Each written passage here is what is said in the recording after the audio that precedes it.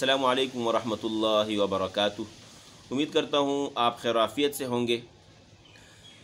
आज इंशाल्लाह मैं बात करूँगा हफ्तावारी जायज़ा के हवाले से।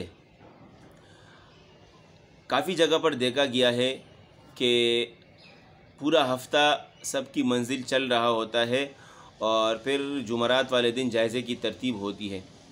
हाँ, किसी किसी जगह पर हफ्तावारी जायज़ा की तरतीब नहीं है, वहाँ माहाना जायज़ा की तरतीब है। तो आपके ज़हन में ये बात रहे, हफ्तावारी जायज़ा जो है इसकी जो तरतीब होती है इसका अपना फ़ायदा होता है, माहाना जो जायज़ा होता है उसका अपना फ़ायदा है, दोनों फ़ायदे से खाली नहीं है।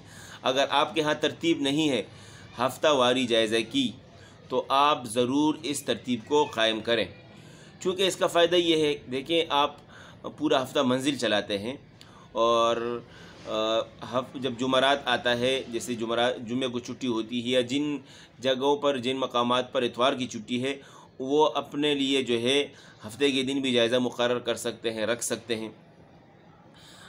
जो लोग ये जायज़ा नहीं रखते उनका कहना ये होता है कि इसमें हमारे एक जुमे की छुट्टी चली जाती है और एक जुमरात की जो है दिन जो है ख़राब हो जाता है। आपका कोई भी दिन ख़राब नहीं गया। अगर आपकी जायज़े की तरतीब है, जो पिछले हफ्ते इन बच्चों ने मंजिल सुनाई है, इसमें जो कमी कोताही है उनको दूर करने के लिए, उन गलतियों की तलाफ़ी करने के लिए इन बच्चों को दिन मिल जाता है, बुध का दिन इन सब बच्चों के दोहराने के लिए उनको दे दिया जाता है कि आपने 6 पारे सुनाए, 8 पारे सुनाए, 10 पारे सुनाए हैं, आप इनको एक नज़र देख ले, आपके पास इतना इतना टाइम है, कल आपके जायज़े की तरतीब होगी। और उनको कोशिश करें कि उनको थोड़ा डराएं धमकाएं कि भाई कल जायज़ा बहुत सख्ती से होगा और आप सारे बच्चे तैयारी करें।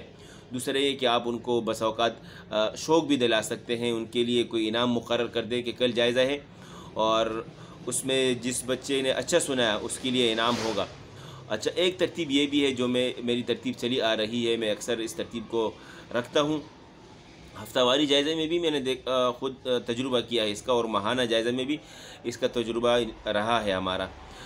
उसके लिए एक तरतीब ये कायम कर लें कि 10-10 बच्चों के एक जमात बना लें और उनमें से एक जो काबिल बच्चा हो उनमें उनका जो है निगरान मुकर्रर कर लें और दूसरी जमात में एक और अच्छा बच्चा जो अच्छा पढ़ने वाला हो और जो निगरान बनने के मुस्तहिक हो उसको निगरान मुकर्रर कर ले। अब इन दो ग्रुपों का आपस में मैच करवाएं।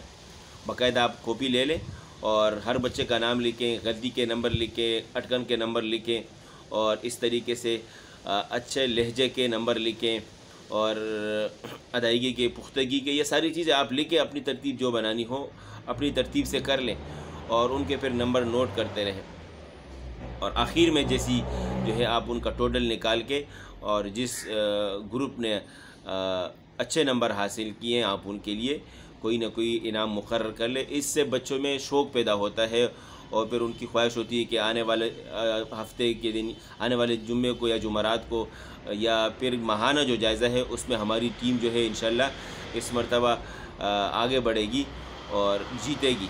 तो इससे बच्चों के अंदर शौक़ आता है और इससे आपकी क्लास में बेहतरी आती है।